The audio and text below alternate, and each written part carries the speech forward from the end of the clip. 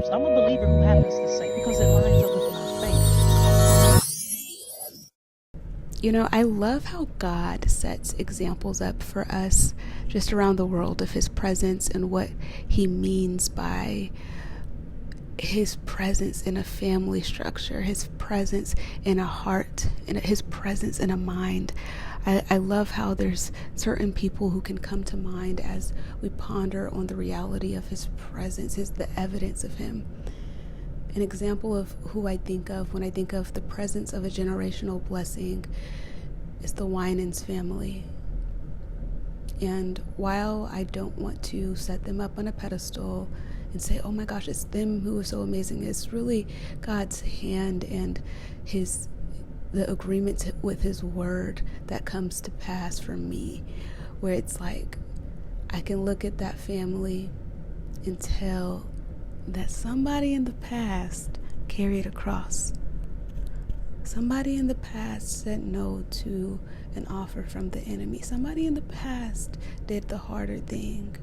Somebody in the past walked the straight and narrow and didn't get distracted by the materialistic aspects of life. And when I see that, it encourages me to be that somebody in the past for my future family. I say it a lot, and I'm going to say it again, that God has placed eternity in the hearts of mankind. Ecclesiastes 3:11. This eternity causes me to live as if I'm making a path straighter and easier for the generations to come. A lot of people talk about how they just don't want to have kids in this world. Life is too hard and the world is too dark. And then I'm like, but if you don't have kids and help them to know what it means to be a light, then you're just allowing for darkness to replicate and reproduce. You know, as a light, you're a disruptor. As a light, you're a cleaner. As a light, you're an agitator and an offender. But that's okay as long as you're shining. As long as you're doing the will of God. You see, the decisions that I make, is easier to do them through love, because I first love God, and because I second love my family, and then I love my future family. I love my husband right now in my singleness.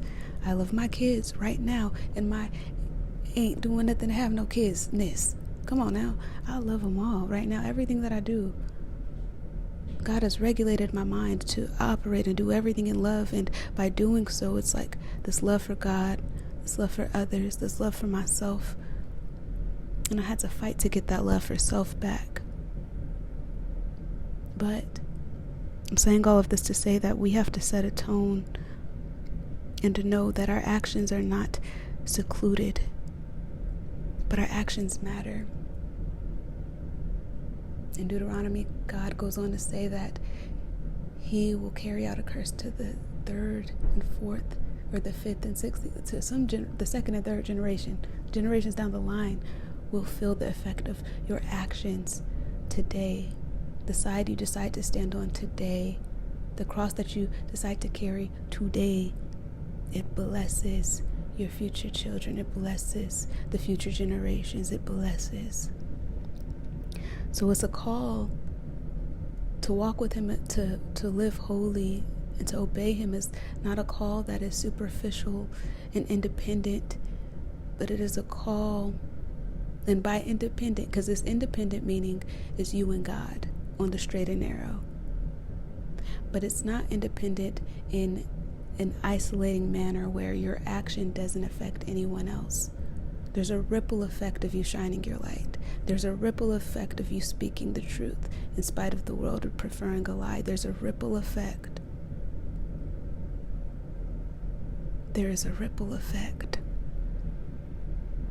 So be cognizant of and mindful of the effect that you are setting and declaring in this world. Whatever your cross is, carry it.